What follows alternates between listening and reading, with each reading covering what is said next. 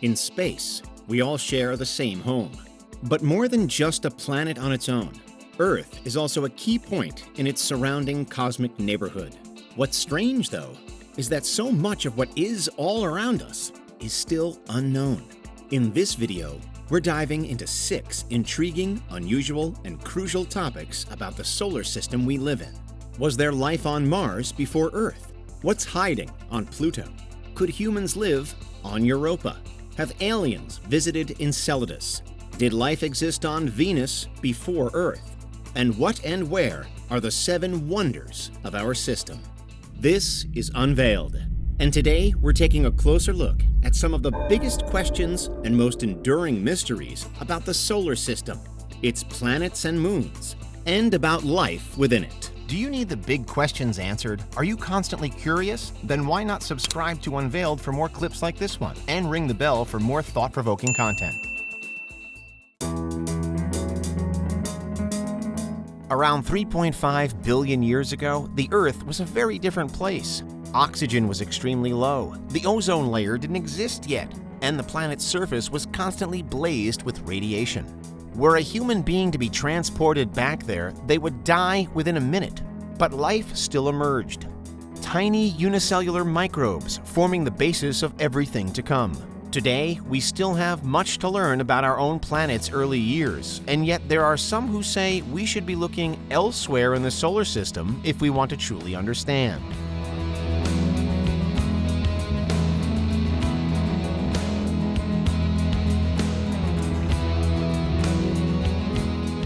Mars, like Earth, is roughly 4.5 billion years old.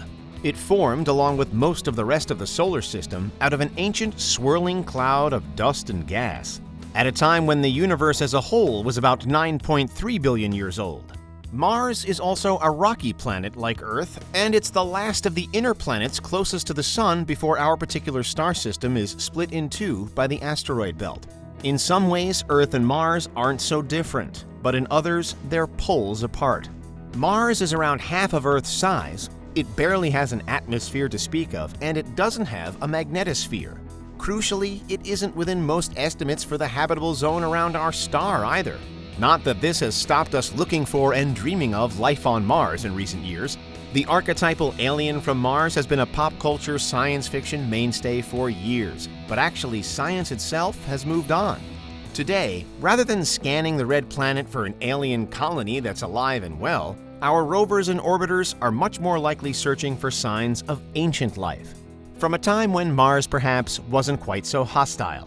We may yet find an environment hosting life today, but if not, then evidence of life that once was is the next best thing.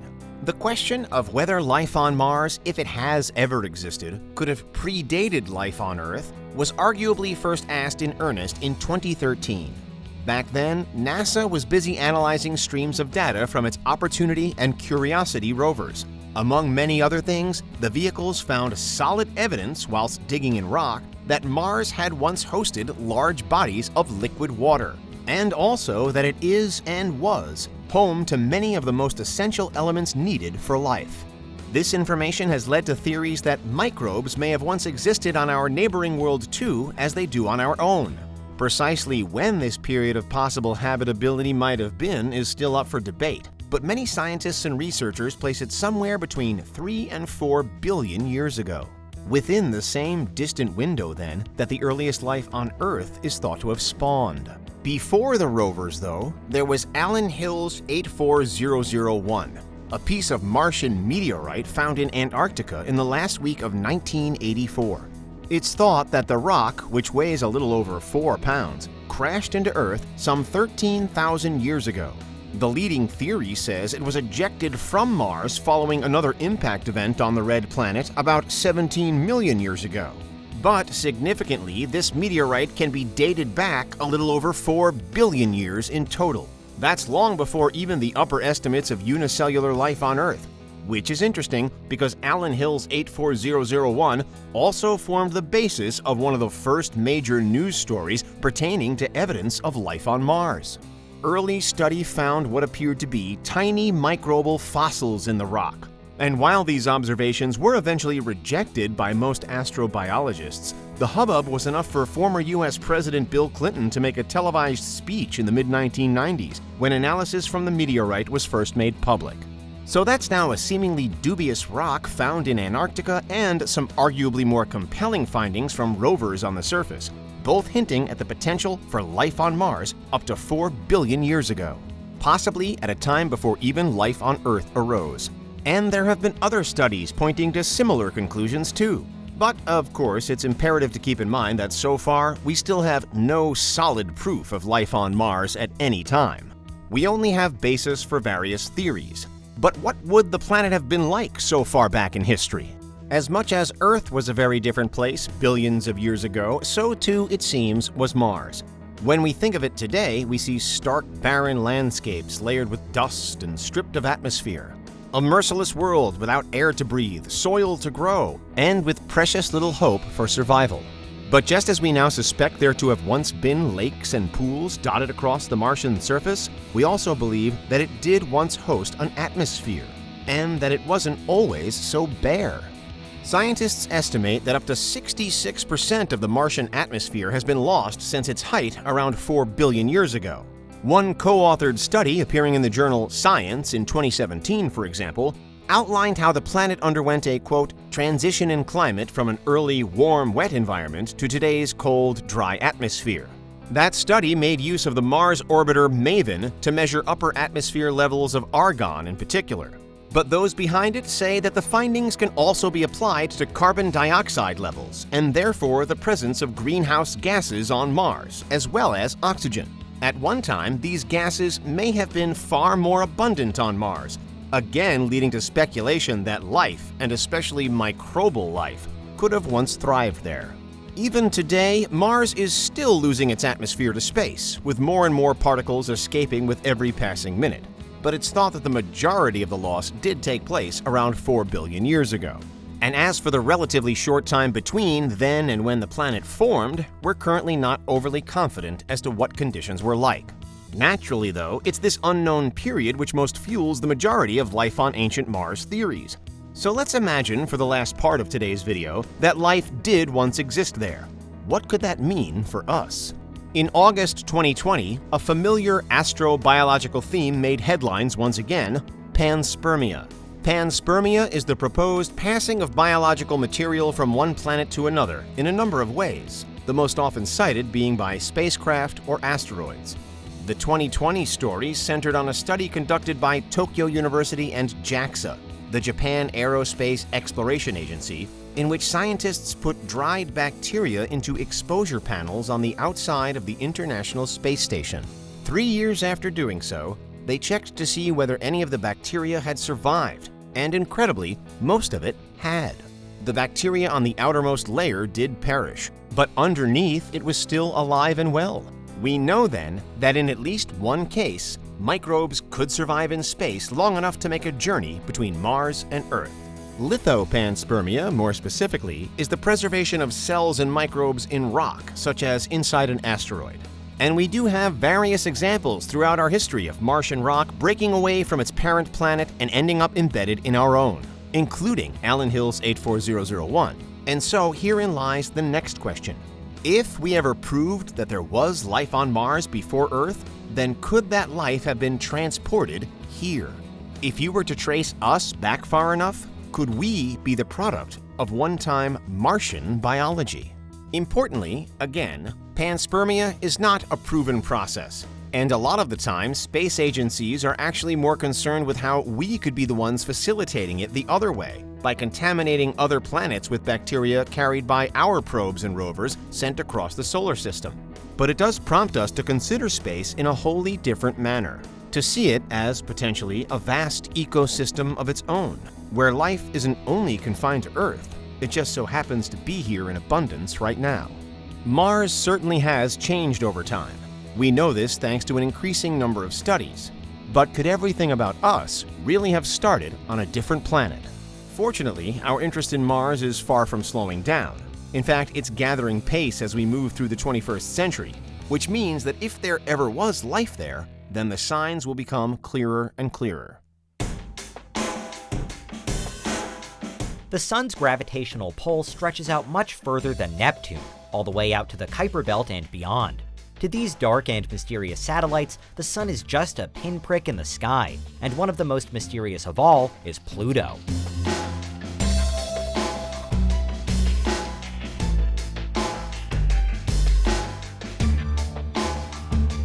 Once classified as the 9th planet in the solar system, in 2006 Pluto was downgraded from planet to dwarf planet. To count as a planet, the International Astronomical Union decided an object must have cleared the neighborhood around its orbit, which Pluto has failed to do due to its relatively small mass. Technically, Pluto is a trans-Neptunian object, drifting through the Kuiper Belt.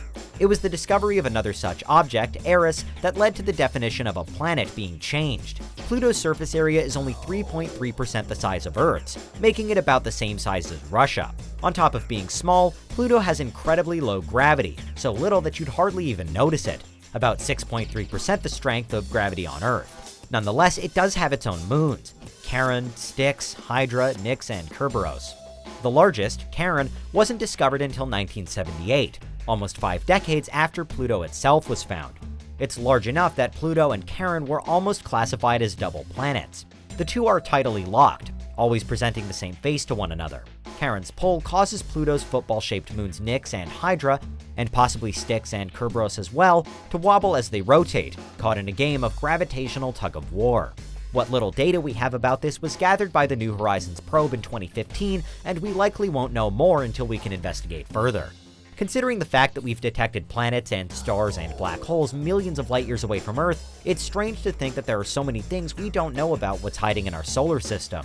For thousands of years, we didn't have any way to study celestial objects apart from the 7 classical planets: the Sun, the Moon, Mercury, Venus, Mars, Jupiter, and Saturn.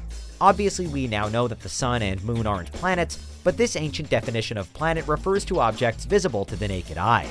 Until the discovery of Uranus in 1781, which was initially thought to be a star, we had no idea there were even more in the solar system. It was over 60 years later that Neptune was discovered in 1846, and in 1930, astronomer Clyde Tombaugh found Pluto. The existence of an additional planet had been hypothesized before this, thanks to apparent perturbations in the orbit of Uranus that was later attributed to an overestimation of Neptune's mass. Pluto may not be a planet any longer, but its discovery was still hugely important, since it was the first trans-Neptunian object we ever found.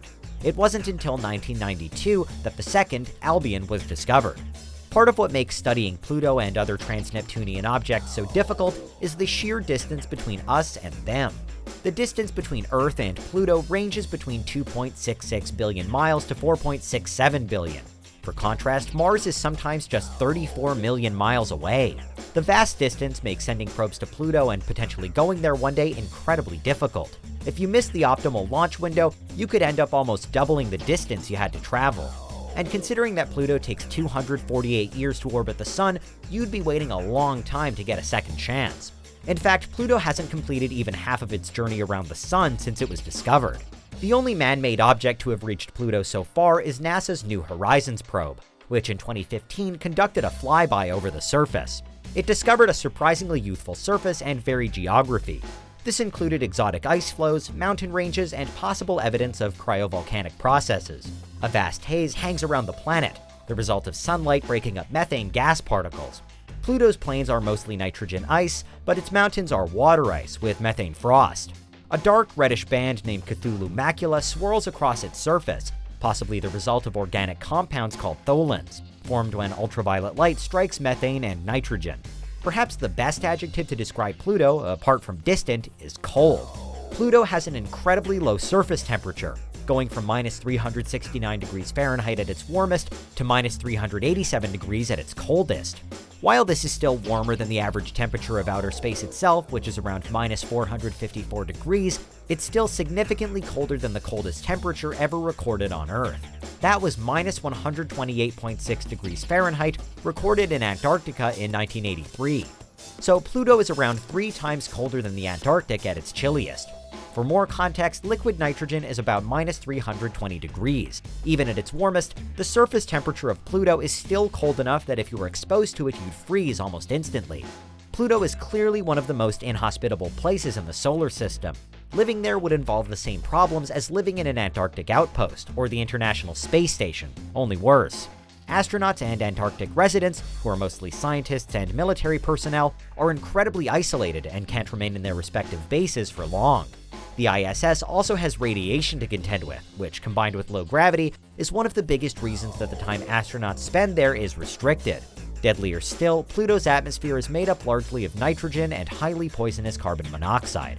Needless to say, our technology would have to improve drastically to get people to Pluto in the first place, let alone to set up some kind of outpost, or to have any chance of a return journey.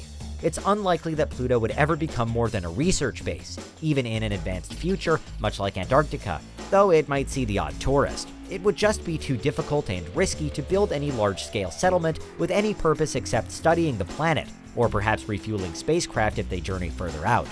But perhaps Pluto isn't as bleak as it seems at first. There are many icy worlds in the solar system that we think have subsurface oceans, such as Jupiter's moon Europa and Saturn's moon Titan. Europa is much closer and is most likely hiding a massive, warm ocean beneath its frosty outer shell. Some scientists think that Pluto could be the same. A large basin of frozen nitrogen and carbon monoxide ices was spotted on the surface, which shouldn't have been able to form without an ocean underneath. This evidence confused astronomers for a long time since they couldn't explain how Pluto could have an ocean, but new theories suggest that Pluto might have a layer of insulating gases that keep it warm enough to harbor a vast alien sea. If this is true, not only could there be alien life on Pluto, but we may be able to send humans there one day. Luckily, by the time we develop the technology to get there, we'll probably already have explored Europa, so we'll have valuable knowledge to draw from when it comes to building in this kind of environment. However, Pluto is still incredibly far away from the Sun, which could be enough on its own to prevent life from evolving.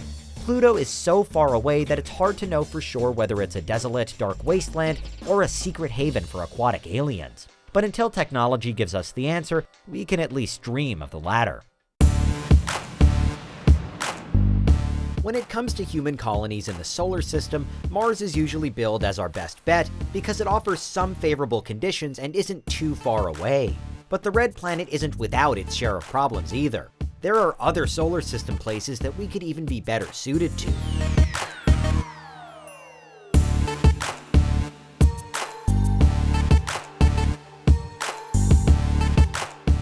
The Galilean moons, Io, Europa, Ganymede, and Callisto, are the four largest of the many moons of the gas giant Jupiter, named that way because they were large enough for Galileo to spot them through his telescope.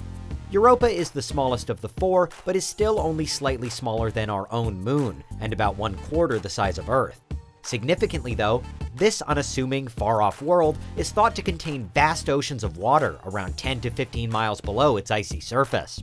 Scientists even estimate that it could hold roughly double the total water content of our own planet, with seas that are 40 to 100 miles deep. All of which means that Europa has long been considered one of the most likely places to find extraterrestrial life in the solar system. So if it's already a contender to host life, could humans one day live there as well? If life does exist on Europa, and there's no proof that it does at the moment, it's thought that it would probably be bacteria or single-celled organisms, which are generally much more resilient than human beings. Humans, by contrast, need a number of conditions and criteria to be met before there's even a chance of survival. Europa could naturally provide us with water to drink, but we also need air to breathe, food to eat, and reliable shelter. And that's just the basics. We also need to think about surface temperatures, air pressure, the strength of gravity, and the makeup of the atmosphere. We need to maintain an internal body temperature of 37 degrees Celsius, and we need to feed our bodies with just the right balance of nutrients. With all of that considered, there aren't any places in the solar system where we could just land, disembark, and immediately start setting up base. But Europa offers more potential than most to terraform. Crucially, Europa does have an atmosphere, and even better, that atmosphere is solely made up of oxygen. But unfortunately, it's also much too thin for humans to breathe. Still, the fact that there is a small amount of oxygen is a very good start, and something that already sets Europa apart from a lot of other planets and moons, along with the water.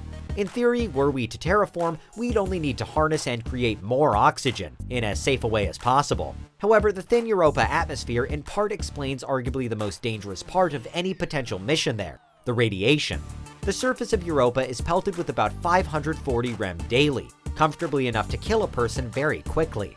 So much so, the threat of radiation poisoning is pitched as the biggest reason why Europa perhaps isn't suitable for human habitation, period. But in a future world where astronauts can feasibly travel to Jupiter in the first place, there could be a couple of ways to bypass this obstacle too. We could either try building very thick, ultra-advanced protective shields on the surface, or we could use Europa's own icy shell as a protective barrier by living below it. The ice would be thick enough to block out the radiation, which is one reason why scientists think there already could be life in the water below. True, the idea of a far-off human outpost totally submerged in water and buried underneath 15 miles of ice isn't perhaps the most welcoming of mental images, but no one said this would be easy. Regardless, say we've mastered and enhanced Europa's oxygen and built a home beneath its radiation-defeating ice shelf. What then? Well, the gravity presents another obvious challenge. Europa's gravity is slightly weaker than our own moon's, and about 13% that of Earth. In the short term, it'd mean having to get used to floating about in low-gravity conditions. But in the long term, it poses greater problems for us as low gravity has been linked to weakening immune systems, lessening bone density, and bringing about muscle atrophy, among other things. Astronauts counteract these effects by using exercise machines and following strict exercise routines during stays on the International Space Station, for example. But were humans ever to permanently live with less gravity, it'd mean whole generations of people battling major and unprecedented health issues. So the water is fantastic, though it is thought to be salt water, so would need purifying. The atmosphere is also promising, the radiation not so much, but there are workarounds, and the gravity is a great, but potentially damaging unknown. The temperatures on Europa are another key hurdle on our prospective mission to live there. The surface sees temperatures ranging from -160 to -220 degrees Celsius, so even without the constant radiation threat, living on the surface isn't really feasible. Luckily though, the water where we'd be headed isn't nearly as cold, all of which raises all new questions on underwater settlements. Specifically, can we even build them? A growing number of architects think that we can, and some have even started to design underwater cities on Earth, like the pioneering Conshelf Stations 1 and 2, built in the 1960s.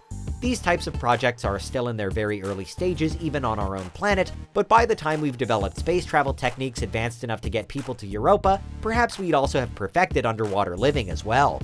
Let's not get too far ahead of ourselves though. Even in a reality where we really could live underwater en masse, the issues on Europa's surface wouldn't disappear. Ultimately, in the event that we successfully arrive at the far-off moon in the future, navigating the surface to get under the ice could still prove very difficult, but staying there, maybe not so much. Europa is by no means the perfect candidate for off-Earth living, but it does offer more than most other places. And there are even a couple of missions already aiming to place a colony on Europa, although none are past the research and development phase just yet. Could humans live on Europa? More and more people are claiming that it's possible. Right now, it's a matter of first getting there, second, surviving the surface, and third, adapting to life underground, underwater on a Jovian moon. It's certainly a long shot, but there are still plenty of reasons to regard Europa with particular interest. Introducing the Solar System. It's home to Earth and 7 other planets, all cutting their cosmic path through space and zooming around the Sun. There's also the asteroid belt, various dwarf planets, and many, many moons. The gas giant Saturn plays host to a lot of those moons, and some of them rank amongst the most interesting worlds we know about so far.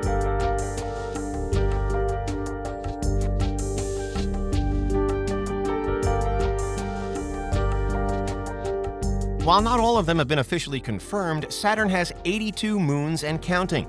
As our technology improves, we're discovering more and more objects orbiting this famously ringed world. But already, some stand out as being particularly notable. Titan, for example, usually features at the top of the list whenever humankind is thinking about where it might want to move to next. Titan is Saturn's largest moon, and significantly, it has a dense atmosphere and surface liquid. Both of these things combined mean that it could one day be a habitable destination for off-Earth human colonizers. Or, if alien life does exist in the solar system, then here's where it could be thriving. But while Titan tends to grab most of the headlines, Enceladus is another Saturnian moon that increasingly demands attention. It was discovered back in 1789 by William Herschel. Although so much of the detail we know about Enceladus today comes from the groundbreaking Cassini probe. which performed multiple flybys of this most enigmatic of moons between the years 2005 and 2015. With a diameter of just over 300 miles, Enceladus is about 10 times smaller than Titan is. On the surface, it's ice for as far as the eye can see, resulting in this moon usually being labeled as the most reflective astronomical object in the entire solar system. Out here, we're about 900 million miles away from the Sun, but even so, most of the little light that does reach Enceladus is bounced back out again. However, though it hangs marble-like in space, Enceladus isn't smooth. There are craters pockmarking its surface, but also deep and wide-reaching trenches and chasms. The most famous of these are known as the Tiger Stripes, located near the moon's south pole. Again, most of what we know about them comes from observations made by the Cassini probe. And while scientists are still trying to work out exactly what the stripes are, we do know that there are 4 of them. They're around 80 miles long and more than 1 mile wide on average. They're a third of a mile deep, and they're active. We know that Enceladus as a whole is a geologically active world, unlike many of the solar system's other moons. But this region is more so than most. There are streams of gas, vapor, and dust shooting out of the Tiger Stripes, as modern astronomers look to them as one of the best examples that we have of cryovolcanism in action. The Tiger Stripe streams are thought to originate from a sub but near-surface ocean, and the watery vapors and gas they produce are believed to be vital to the Saturnian system because they contribute to the chemical makeup of Saturn's E-ring, the widest of all the rings circling it. This moon Enceladus is more than just a satellite orbiting a planet then. It's actually crucial to that planet's iconic look and composition. But still, regardless of the function they have now, the Tiger Stripes have been a source of much discussion since they were first observed in detail in the mid-2000s. These unusual features get their name mostly thanks to how regular the pattern they create appears to be. These are huge, miles-wide cracks in the surface, but from far away they look almost like deliberate scratch marks, or the striped pattern of a tiger's coat. So what's going on? Naturally, as whenever something strange emerges in space, one answer put forward as to why the Tiger Stripes are there is aliens. That some kind of extraterrestrial presence could have somehow built or caused them. This isn't the answer that most scientists give, but the seeming symmetry and even spacing between the Tiger Stripes may have led to some of the more speculative fringe theories. But really, even without the suggestion of an intelligent alien influence on them, the search for alien life does at least have an interest in the Tiger Stripes. That's because these massive visible cracks could one day provide us with a route to the water just beneath Enceladus's surface. And alien microbes could, according to some theories, be hiding there. In reality, though, the stripes formation has to do not with alien activity, but with chance physics. A study by researchers Douglas Hemingway, Maxwell Rudolph, and Michael Manga, and published in late 2019, found that these unusual trenches will have most likely opened up in Enceladus's history thanks to gravity. 2 things are happening. 1, as Enceladus moves around Saturn, it's subject to tidal forces that gradually pull at the moon and heat it up. 2, because the surface ice on Enceladus is thinnest at its poles, here's where the greatest impact of those tidal forces is felt. It's thought that the subsurface waters will have thawed, refrozen, and expanded over time, until one day when they burst out of the icy ground above. This is how it's believed that the first Tiger Stripe was formed. From there, material from the subsurface ocean had a direct route to above the surface, which it took before settling back down on the surface, thereby adding weight and increasing pressure until the next crack opened up and the next stripe formed. Then the same thing happened for the 3rd stripe and for the 4th. This may have taken place quickly or gradually, but it will have amounted to a kind of ripple effect across Enceladus's surface, the results of which we see today. Still, the question as to why the Tiger Stripes appear precisely where they do has continued to bug scientists.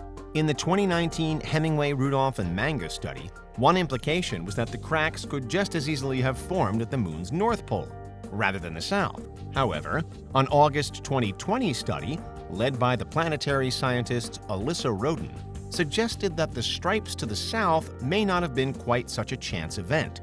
The broad idea put forward by this new approach was that the ice to the north may actually be notably thicker, and maybe even 2 or 3 times as thick as the ice in the south is. Meanwhile, computer modeling found that the ice in the south may need to have been less than 3 miles thick to allow for the first stripe to form. All of which means that Enceladus's subsurface ocean could, in reality, be extremely close to the surface, and within touching distance in cosmological terms. So why do these strange marks on a moon that's almost 1 billion miles away from Earth matter? It boils down to us human beings striving to understand the solar system in better ways. We've known that Enceladus is there for more than 230 years, but it's only relatively recently that we've been able to explore. And because of the subsurface ocean that it has, it remains a main site of interest on 2 fronts: in the search for alien life and the search for potentially hospitable future human homes. So now, imagine a future time when we do have the technology enough to pay Enceladus a visit, when space travel has advanced to the point that 1 billion miles is a genuinely manageable distance for humans. Where's the first place we're likely to land? If we can gather enough background knowledge on the tiger stripes, then it could be them that we see outside our spaceship window when we make our first approach. Between now and that hypothetical time ahead, there's clearly so much that we need to achieve. The pioneering Cassini mission was ended on September 15, 2017, when the probe was deliberately driven into Saturn's atmosphere and destroyed. But the good news is that there are plans for future missions to further improve our knowledge and understanding. However we get there, though, let's hope that we do get there soon, because Enceladus is rapidly emerging as one of the solar system's most intriguing destinations. And the tiger stripes are its main attraction, even if they probably weren't caused by aliens.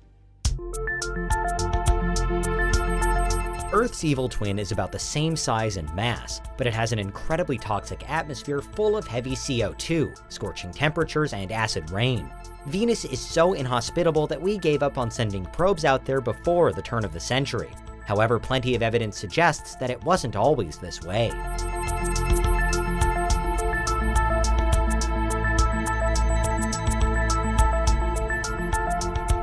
The surface of Venus is hostile to life as we know it.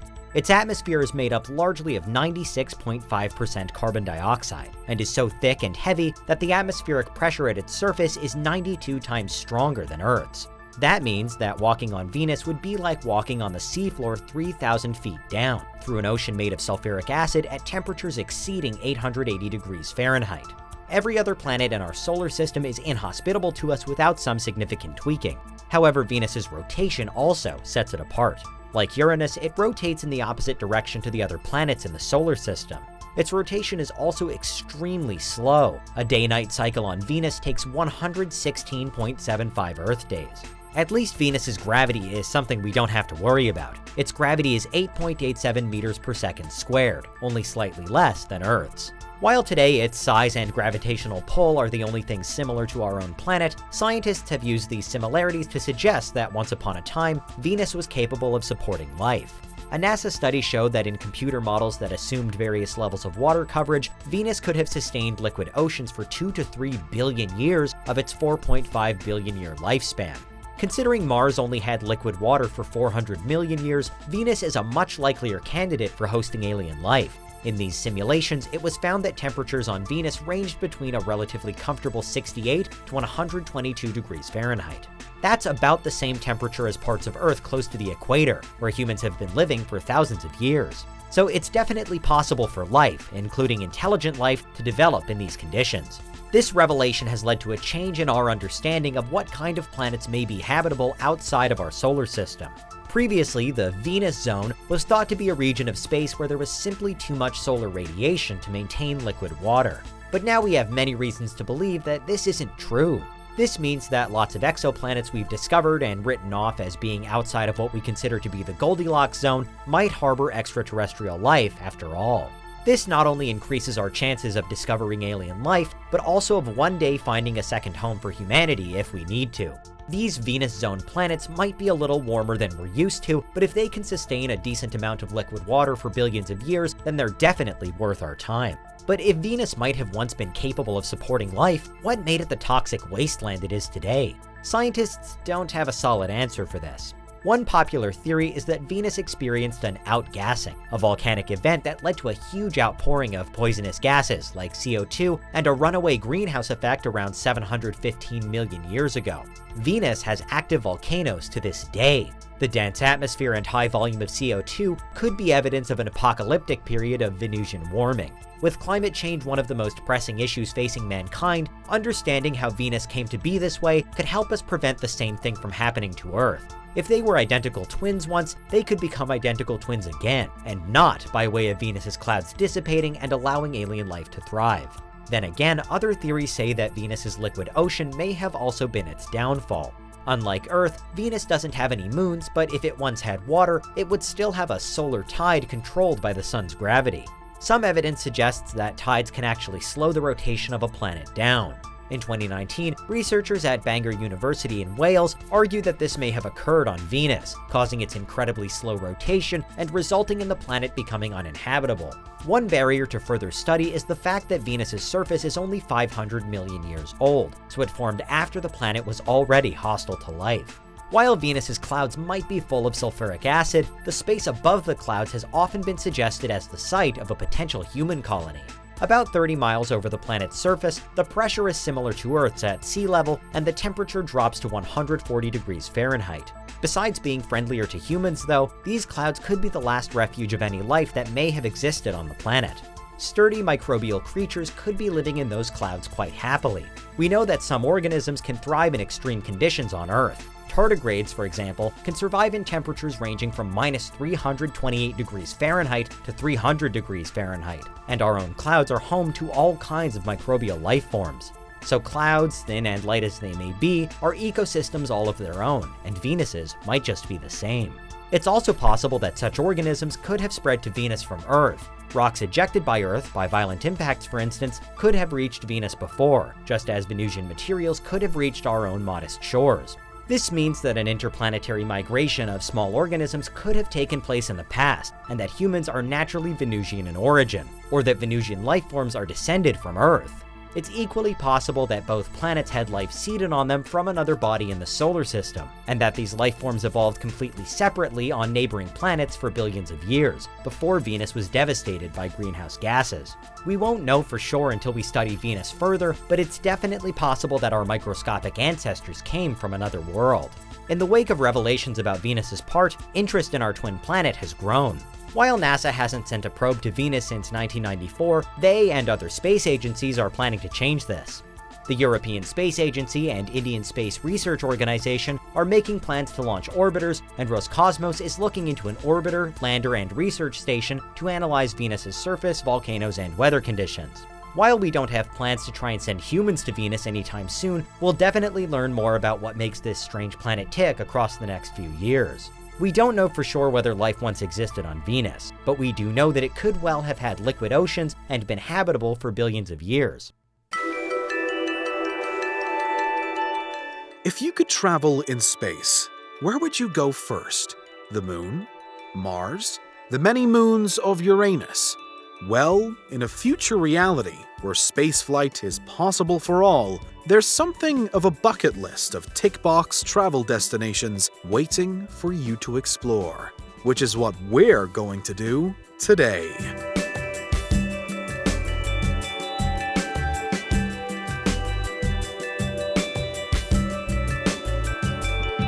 The original 7 wonders of Earth date back to a list compiled in the 2nd century BCE, which included such legendary places as the Hanging Gardens of Babylon and the Colossus of Rhodes, plus the only structure still standing today, the Great Pyramid of Giza. A new list of wonders was more recently created, featuring amongst others the Great Wall of China, Petra in Jordan, and Christ the Redeemer in Brazil. But really, why stick to just this planet? The wider solar system has plenty to offer. And while there's no official list just yet, the 7 places or things we're about to explore do almost always feature whenever the topic is debated, including most famously as part of a 2010 documentary shown on history.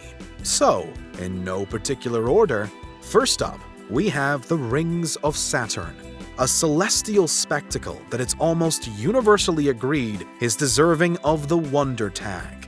Saturn isn't the only planet with rings, of course. Jupiter, Uranus, and Neptune have them too. But Saturn's are so spectacular that they've become a defining characteristic of the planet. The rings are formed from pieces of asteroid, disintegrating comets, and debris from moons, plus general space dust that has gotten stuck in orbit around the gas giant. There are 8 main rings in total, as well as the fainter Phoebe ring, more recently discovered, although there are various smaller rings in the gaps between these markers. Each ring also moves independently of each other, with them traveling all around Saturn at different speeds. It's a cosmic balancing act around this particular world, and a majestic part of space. Not far from Saturn is our next wonder, the Saturnian moon Enceladus. It's covered in thick ice, and because of this, bounces most of the sunlight that reaches it back out into space, making Enceladus one of the most reflective objects in the solar system. After years of speculation, the presence of subsurface liquid water on Enceladus was proven in 2014 by NASA's Cassini spacecraft. It was an extremely important discovery, confirming the moon as one of the most likely places in the solar system, other than Earth, to support life.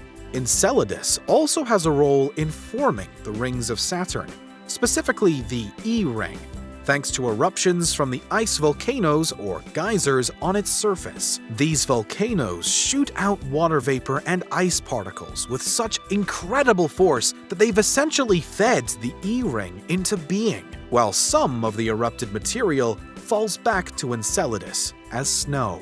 Much of what we know about Enceladus so far does come from the Cassini probe, but it's a sure bet that this moon will continue to be a key solar system location for us in the future. Saturn's neighbor, Jupiter, is home to our next wonder, the Great Red Spot. This is the largest storm in the solar system, with a diameter far larger than even Earth's is. The Great Red Spot is visible to us with a sharp enough telescope. But what makes it truly amazing isn't simply its size. It's also the fact that scientists have been watching it rage non-stop for close to 200 years now. And most researchers think it's been a feature on Jupiter for even longer than that. Massive clouds inside the spot create destructive cyclones and hurricanes, stretching for more than 10,000 miles across the Jovian surface and penetrating some 300 miles down into the atmosphere. This storm is so strong that its power can be felt from space itself, as its gravitational pull reportedly affected the flight path of the Juno probe when it passed Jupiter in 2019. Interestingly, however, the storm does appear to be shrinking, but scientists are unsure whether it will disappear completely. The fourth solar system wonder can be found much closer to our home, on a planet we might reasonably call home in the future, Mars. The red planet has a number of massive volcanoes scattered across its surface, but the Olympus Mons, named after the towering Mount Olympus in Greece, is the largest of them all, and also the most massive volcano and mountain found anywhere in the entire solar system. This colossal natural structure rises so high from the Martian surface that it's measured to be 2.5 times the size of Mount Everest, the tallest mountain on Earth. Olympus Mons is surrounded by unique cliffs that are 5 miles tall in themselves, while the volcano, as a whole, covers an area of Mars that's about the size of Italy. It's just a staggering landmark. The leading theory as to how it's been able to grow so big is that because Mars doesn't have plate tectonics, lava has just continually erupted from the same spot over and over again. And that lava has been solidified into rock, layering on top of itself, getting taller and taller. What's more, some believe that Olympus Mons is still young, and could still be active, meaning it may grow to an even larger size in the future. Next up, we head right to the center, to the surface of the Sun, our next wonder of the solar system. And for plenty of reasons. For one, the Sun provides all of the light for the solar system, and without it, everything would just be dark. It also dictates the gravity that keeps everything in orbit, and it provides the general energy for life on Earth to exist too. The Sun is so massive that it takes up 99% of the solar system's total mass, and for its surface especially though, one layer of it, the photosphere, is around 300 miles thick. It's also so hot at around 10,000 degrees Fahrenheit, 5,500 degrees Celsius, that according to NASA, it wouldn't just melt diamond, it would actually boil it. The Sun's surface is far from stable, however, hosting, as it does, massive temperature fluctuations and sunspots, all while it casts out blistering flares into space. The Sun is, then, a unique balance between the heavenly giver of life and a deadly ball of scorching nuclear fusion that could feasibly end us all at any moment.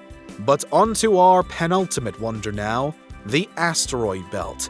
It, too, could feasibly cause a disaster for us, but scientists are fairly sure we're safe from harm. Found between Mars and Jupiter, the asteroid belt cumulatively accounts for very little mass, but it's interesting because it works something like a waste bin for solar system things that might have been. The belt is thought to contain the remnants of some long-gone moons and possibly planets that broke apart over a 4.5 billion year history. The largest asteroid belt object, though, is the dwarf planet Ceres. One reason why the belt can be considered a wonder is perhaps the specific conditions needed for it to form at all. It's really thanks to Jupiter's position and Jupiter's gravity that the asteroids and dust within the belt have never coalesced into another, bigger, planet-like object. But what's even more remarkable is how lucky we are that the belt did form, because asteroids from it are thought to have accelerated evolution and life on Earth by delivering essential compounds and water to our world. And that's pretty wonderful, don't you think? But the last wonder, maybe unsurprisingly, is Earth itself. And while it might seem a little vain to include our own world, it's not difficult to see why so many wonders of the solar system lists do. The sheer odds of Earth seem impossible. A planet that's seemingly fine-tuned for life. It's just the right distance from the Sun. It has an atmosphere, a magnetosphere, the right chemical makeup, and it has liquid water, among other things. Earth has given rise to billions of different life forms over its history, from beings as small as single-celled bacteria to large dinosaurs and predators. Not to mention us, the super smart humans. There's rich diversity on Earth too, from arid deserts to frozen tundra to lush rainforests and sprawling cities. And then, of course, we have the oceans. So far, Earth is the only place in the universe where we know life has developed. Too, that could change. But for now, it's a truly special place. It's easy to see why the destinations we've been to are those which most often come up whenever there's talk of the most magnificent and awe-inspiring solar system places. They're the most widely credited with wonder status. But if you could add something else, what would you choose? What's your favorite thing about our particular part of the universe?